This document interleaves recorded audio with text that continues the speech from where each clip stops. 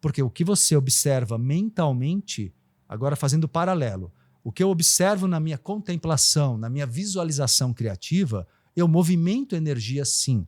E a física quântica comprova isso.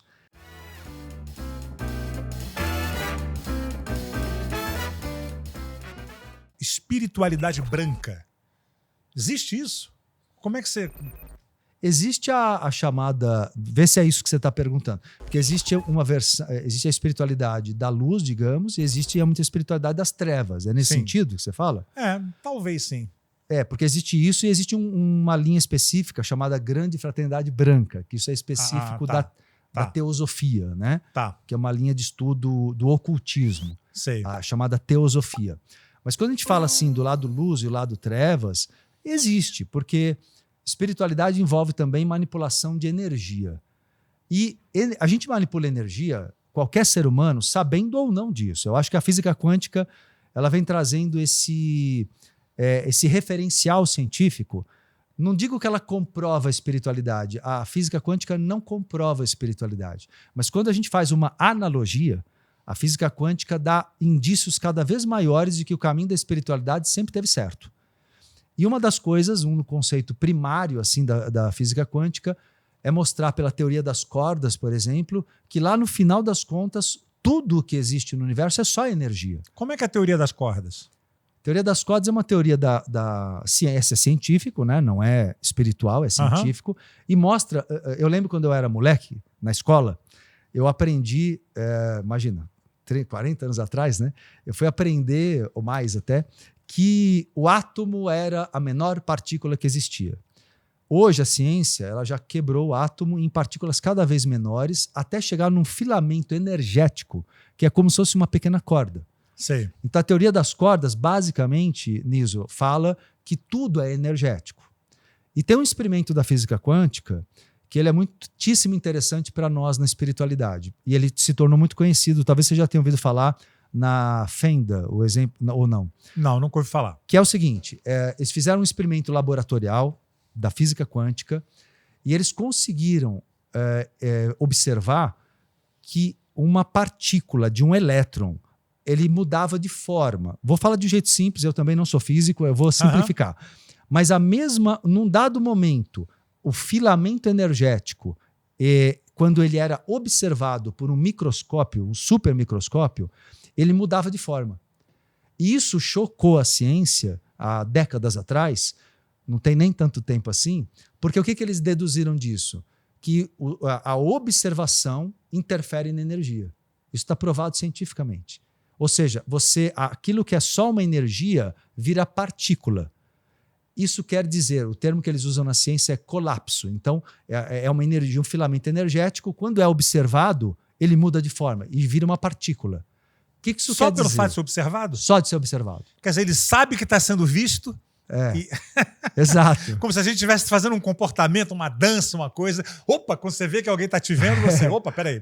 Exato. Né? A grosso modo... Exatamente isso. E se a gente para ver do ponto de vista científico, isso é muito incrível. É inacreditável. É inacreditável. E dá comprovação para o que a gente já sabe, por exemplo, sobre metafísica, lei da atração. Porque o que você observa mentalmente, agora fazendo paralelo, o que eu observo na minha contemplação, na minha visualização criativa, eu movimento energia sim. E a física quântica comprova isso. Então, a gente começa a ter uma clareza cada vez maior. Por que eu falei isso? Eu fui fazer uma volta para responder você sobre o lado luz e o lado trevas. Tá? O que eu queria dizer é que a intenção manipula energia para o bem ou para o mal, digamos. A intenção nossa... E principalmente, eu vou até ser mais específico, o inconsciente, os sentimentos e as emoções é que tem poder, não é o pensamento lógico. O pensamento lógico ele é frágil, mas a emoção que vem do inconsciente, que a psicologia chama de libido, né? Freud chama de libido, é energia que vai além do teu corpo, ela movimenta forças ao redor. Por isso que você pode produzir, sim, pela intenção, se você deseja o bem para alguém, você joga uma energia positiva, você abençoa. E quando você deseja o mal, de fato você joga uma energia contrária que pode até fazer uma pessoa passar mal.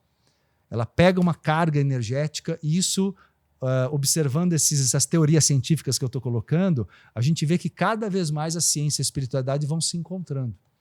Você vê que na psicanálise, o inconsciente, né? Como se trabalha, né? O inconsciente, né? Que é o que, na verdade, a gente não controla, e tanto que os sonhos, né? Na psicanálise, os sonhos são muito Importantes, né? importantes, porque que é o momento que você está 100% livre de censura, né? Da lógica. Os pensamentos vêm ali puros, né? O sonho, ele tem uma função de ser um tipo de uma válvula de escape para a pressão interna psíquica. Então, o sonho, você sabe que todo mundo sonha todas as noites. Mas a gente não lembra, né? Não lembra. Às vezes a gente não lembra. Mas dá para exercitar a lembrança. Tem técnica simples. Se você simplesmente, Niso, faz isso para você ver. Pegar um caderno, uma caneta e de manhã, a hora que você acordar, nem levanta, anota ou grava no celular e depois transcreve o que você lembra, você começa a lembrar um sonho, 2, 5, 10, você começa a resgatar a memória.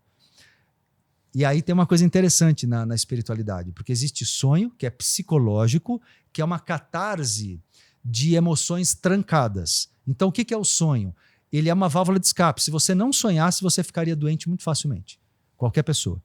Então, o sonhar, ele é saudável. É como se fosse a válvula da panela de pressão. Sim. Ajuda a escapar aquela tensão do inconsciente. São desejos reprimidos, ou são raiva, medo, emoções muito fortes, trancadas. Só que entre os sonhos, tem um fenômeno real, que é a viagem astral. Aí é espiritualidade, porque no meio dos sonhos que são simbólicos, tem uma fase da noite que você sai do corpo em viagem astral e visita outras dimensões. E encontra pessoas ali que estão desencarnadas, especialmente mentores teus, entende? Que é o ideal. Porque também tem o lado negativo do mundo astral e uma pessoa, por exemplo, quando tem uma noite repleta de pesadelos... É isso que eu ia te falar, pesadelo, talvez você esteja indo por um outro caminho, né? Perfeito. O pesadelo, principalmente quando ele é muito realista, muito impactante, às vezes você acorda até suando, passando mal, pode desconfiar que não é sonho ruim, é viagem astral obsessiva. Sei. São viagens astrais em lugares do astral inferior que chamamos de umbral, né? Umbral, que é aquelas regiões do astral inferior. Então, realmente, os pesadelos muito frequentes e que trazem para você um mal-estar no dia seguinte, uma negatividade, desconfia porque você está em contato com a gente chama de egrégora, né? Não sei se você conhece o conceito.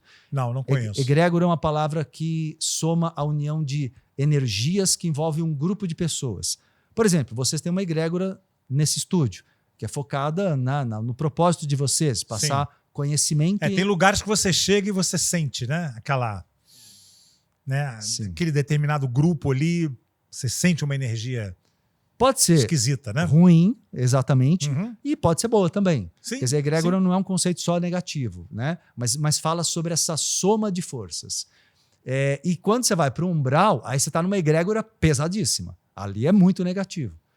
Então, realmente, o modo até que eu direciono meus alunos, o pessoal que acompanha meu trabalho, é fazer meditações à noite antes de dormir para você direcionar suas experiências. Aí você dorme bem, você tem contato com energias positivas, né? Teu dia seguinte já é muito mais tranquilo, porque senão você vai arrastando essa carga, né? Sim. E a gente vai absorvendo isso, né, durante o dia. Depende de como é seu dia, de onde você vai, o que você está fazendo, né? Mas nós somos esponjas, né? Esponjas, total. Né?